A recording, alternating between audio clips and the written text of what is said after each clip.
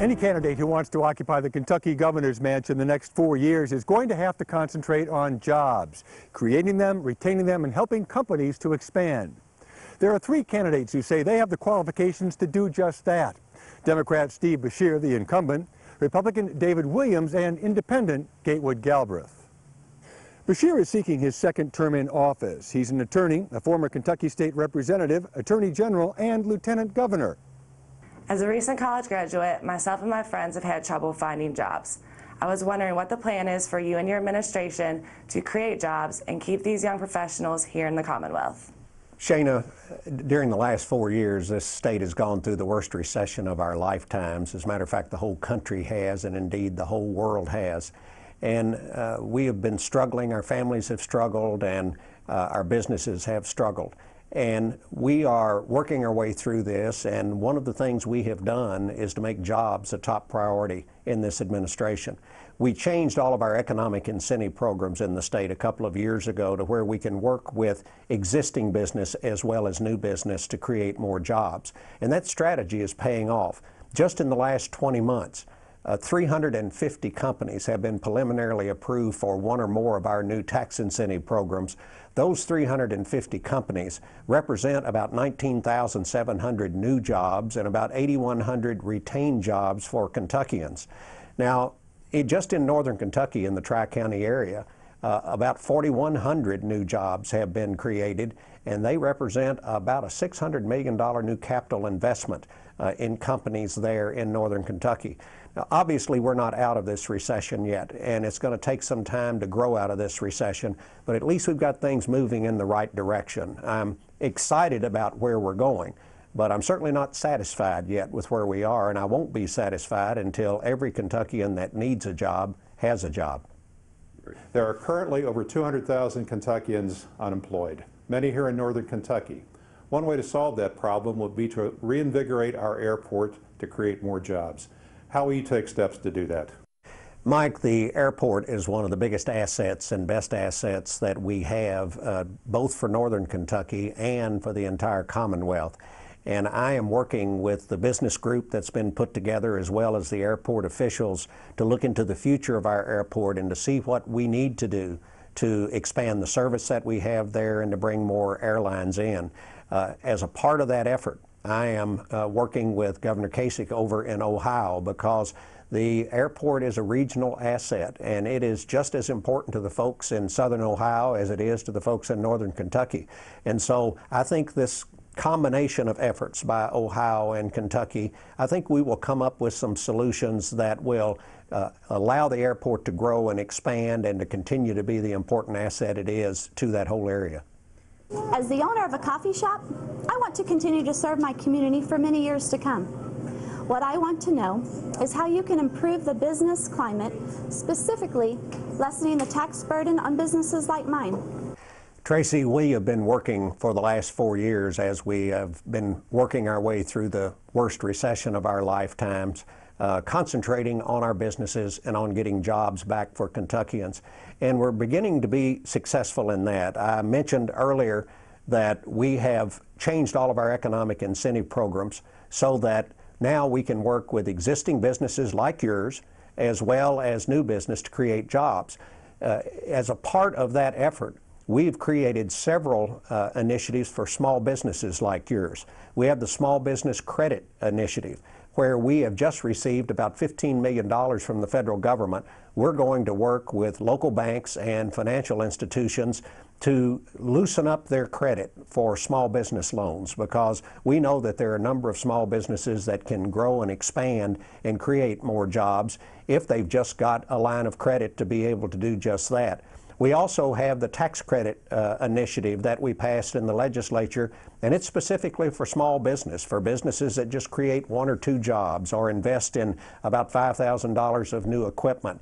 We also have an export initiative. You know, there are markets all around the world, perhaps not for a coffee shop like yours, but for a lot of other small businesses where folks can operate out of their homes, operate on the internet, and actually buy and sell goods all around the world. And we want to teach our folks, our small businesses, about the export trade, what they have to do to get involved in it, where the markets are, and assist them in every way to expand their efforts. I notice as a female, you have a coffee shop. We have recently instituted a minority and women's business certification program. This is a program where when you qualify and get certified in this program, you're able to do business in other states and take advantage of their certification programs. It's a reciprocal program that many states have, and that's going to be very good for women-owned and minority-owned businesses. The majority of NKU's budget comes from student tuition because state funding is proportionally less in other state schools. What plans do you have to help bring this into balance? Certainly, Dustin, this recession has been tough on everybody, and it's been tough on higher education, and it's been tough on our college students.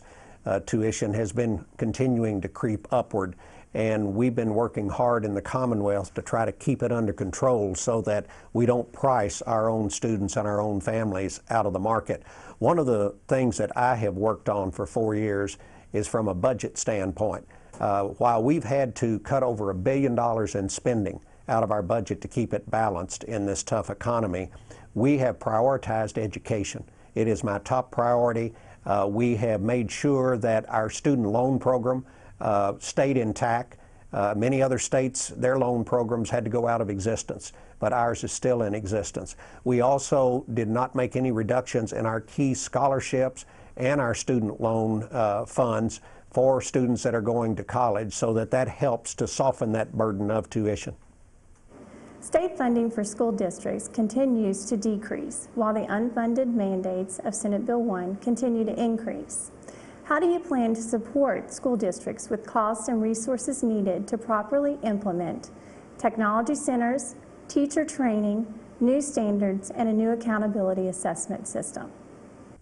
Kathy, as I'm sure you know, I've made education a top priority in my administration, and we have basically saved education as we know it in Kentucky because of our approach to it.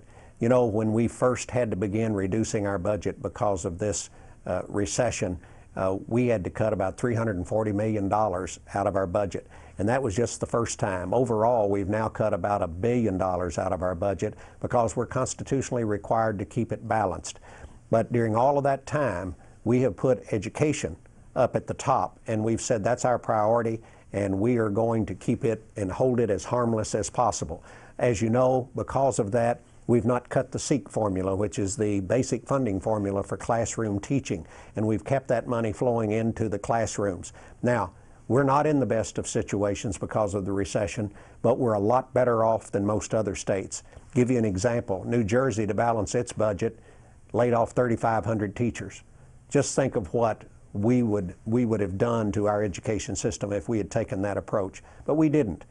We made education a priority. We're going to keep making education a priority. You know, the good news is that we're starting to turn the corner in this recession.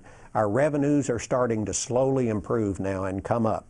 We're still not out of the woods. We're going to have probably another 18 months to 2 years of pretty tough budget times, but we're moving in the right direction, and down the road, you can bet that as soon as extra dollars become available, they're going to go into supporting our education system, because that is the best dollar that we can invest for the long-term future of Kentucky.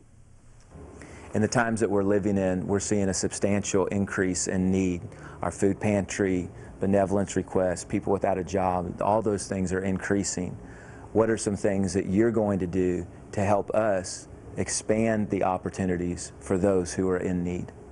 Well, Marcus, one of the things I've done in my private life is I was on the board of God's Pantry, which is, of course, the food bank for Lexington and Eastern Kentucky, and it was one of the most rewarding experiences that I've ever had.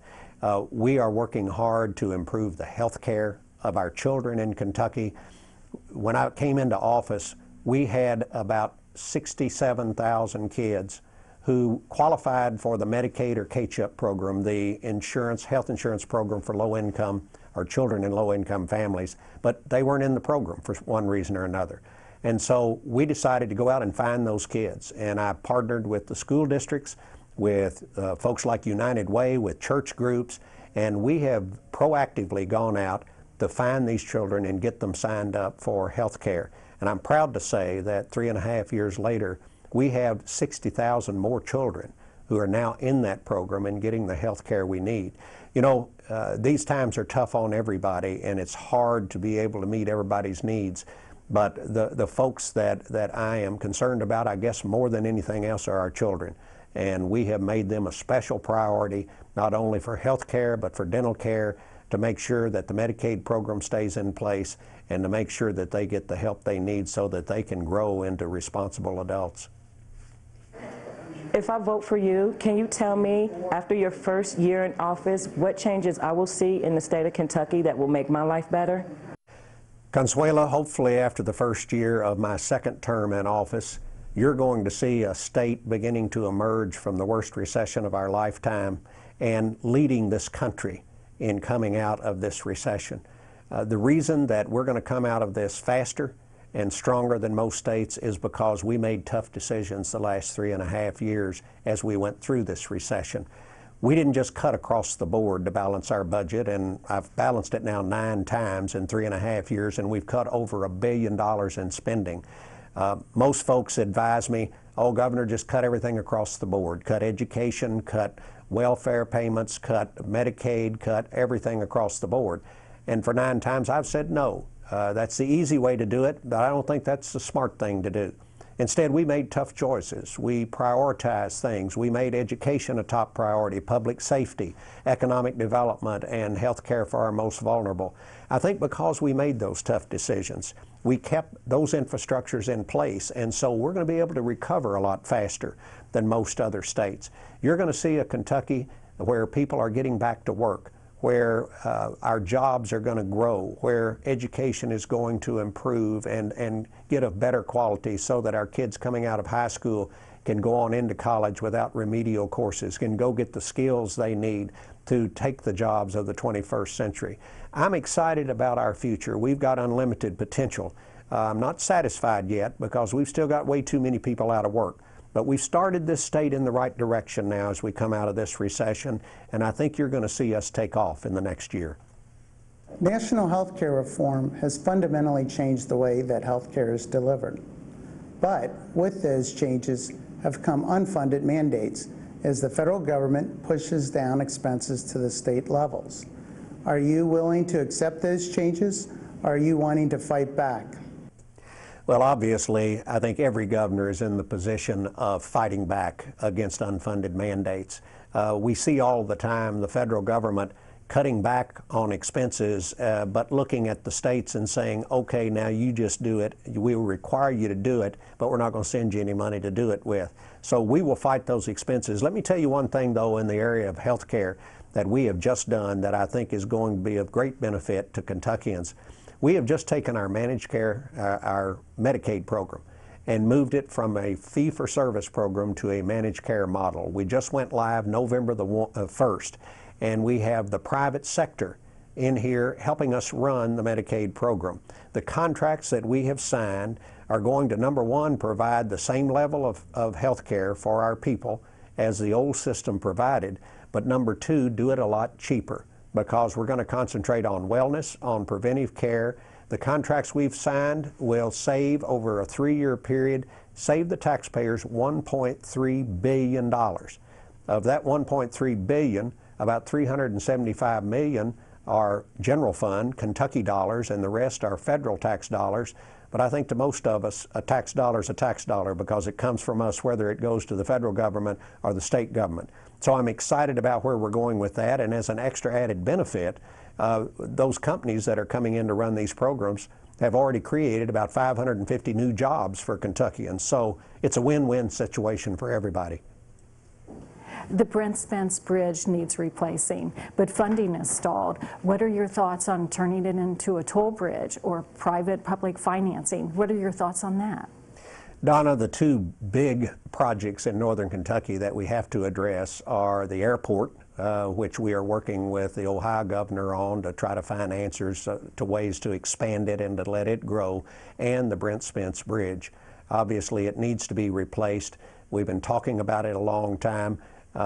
Since I became governor, I have begun conversations with Ohio's governor. Now that Governor Kasich is in office, we have started conversations about it to try to figure out a way to finance the building of a new bridge. It used to be that the federal government stepped up because it's an interstate bridge on interstate highways, and the federal government has always had the responsibility for those, and they would provide funds on an 80-20 basis to build things like that. But in about the last 8 to 10 years, the federal government has sort of backed off of that commitment, and they look at states now and say, you guys got to figure it out on your own. And so we're going to have to look at creative financing, all the different ways that these things are done in other parts of the world, as well as around the United States, and try to figure the best way to do this. That is going to require conversations with all of our local officials and the citizenry in northern Kentucky and southern Ohio to come together on some idea or ideas and plans on exactly how to finance it. But I know it needs to be done, and we're going to move that issue forward. Traditionally, new construction has led both the downturn and the recovery in our economy. For the last 5.5 years, new construction has been in recession. What is your plan to rid the Commonwealth of the unfair and undervalued competition of the repossessed and short sale homes? Well, certainly because of this recession, we've got a whole lot of homes that have been repossessed, and a lot of homes are now appraised, are being reappraised for much less than folks paid for them originally, and folks can't make the payments. I mean, this worldwide recession and national recession has really hurt the construction industry, and I know that so far that has been one of the last industries to start to show recovery in this economy. But I believe things are starting to slowly improve even in that industry, although it's slower than most. And as we push new jobs, as we get more people back to work, I think those backlogs will start clearing out, and the construction industry will start getting back on its feet. We are constantly looking for ways to help the construction industry to create more activity for folks to be able to do more building, whether it's commercial, institutional building, or residential building, and we'll continue to do that. There's been much discussion and debate about raising the dropout age in Kentucky to 18. As a school superintendent, I do support this concept. However, we must realize that school districts cannot endure another unfunded mandate. What do you propose to financially support raising the dropout age to 18, and how are you going to support providing alternative and innovative programs for students that cannot be successful in a regular high school environment? Well, Lynda, first of all, I agree with you that we need to raise our dropout age from 16 to 18. You know, it's been 16 since the 1920s, and that sends an awful message to our kids and to parents. We need to be sending the message to both that having a high school diploma is absolutely essential in the world anymore, just as a starter. They're going to need more training, they're going to need more skills and more education in order to be successful in life. The bill that I have proposed and that has passed the House twice now, by overwhelming majorities with both Republicans and Democrats voting for it, phases this in over a 5-year period. It doesn't even go to 17 until 5 years after it's passed, and then it goes to 18 the year after. This gives us time to work with the school districts that still don't have alternative and career programs for children like this to make sure that they have these programs. Most schools have them already, but a few do not. So that gives us time to do that. It gives us time to come out of this recession and to start creating more money that we can make sure that the school districts have in order to carry out these programs and to make sure these kids have a chance to graduate. But make no mistake about it, this is an investment that we cannot afford not to make. We owe it to every child to try to get them a quality education. And we're not going to leave them in the classrooms to disrupt things. We are going to put them into these alternative and career programs that will get their interest and help them to get that high school diploma. We keep hearing about tax incentives and grants and investments being made to keep existing Kentucky businesses and bring new ones into the Commonwealth. However, there are smaller businesses that are struggling and don't want government assistance. What can be done to reduce the burden of government on these businesses? Well, in the small business area, we've already created a number of programs to help you to grow and expand. One of the best programs is a credit program that we just got approved from the federal government, where we're receiving $15 million. We're going to leverage that with local lending institutions on a 10-to-1 basis. And what it's going to do is put about $155 million available for small business loans for small businesses that have good credit, but right now can't borrow anything. You know, credit is so tight right now, as you well know, that it is difficult for a company with good credit to go ahead and get a loan so that they can expand and grow. So I think that's a very important program that'll help a number of small businesses in the future. We also passed in the session of the General Assembly, I think just a year ago, a tax credit for small business, which allows certain kinds of small businesses, if they create even one job and they invest in, I think, about $5,000 of equipment, that they can get a tax credit, which can obviously be helpful to them as they build and as they expand their businesses.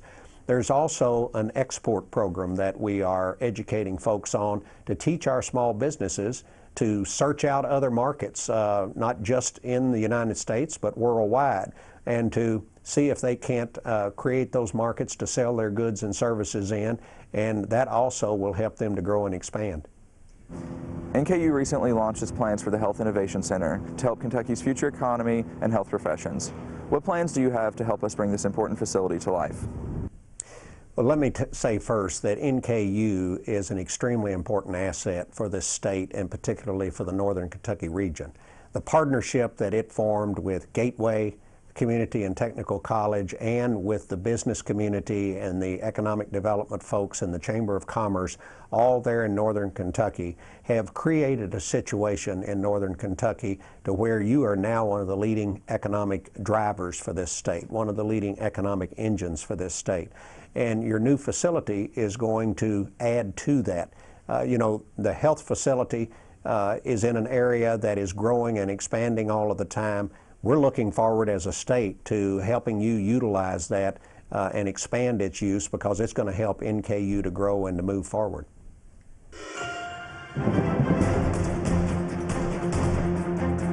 All you got to do is look at Washington, D.C. to figure out what kind of politics we don't need in Kentucky. Up there, we've got a bunch of adults acting like a bunch of children, putting their own partisan political interest ahead of the interest of this country. And it's been a disgusting show to watch, and I think that most Kentuckians and most Americans would agree. You know, we've taken a different path here in Kentucky.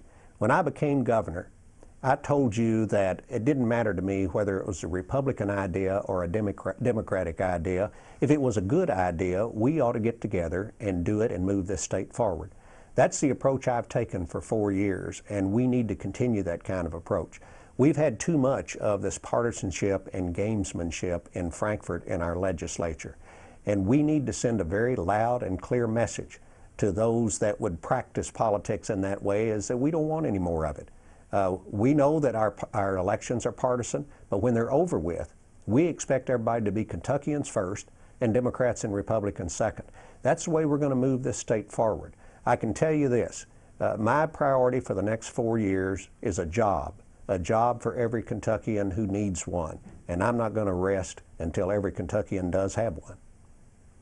Make sure you read up on all the candidates' positions on the key issues so you can make an informed decision when you go to the polls. And remember, Kentucky voting is 6 a.m. to 6 p.m. on November 8th. Tom McKee, 9 News in Frankfort.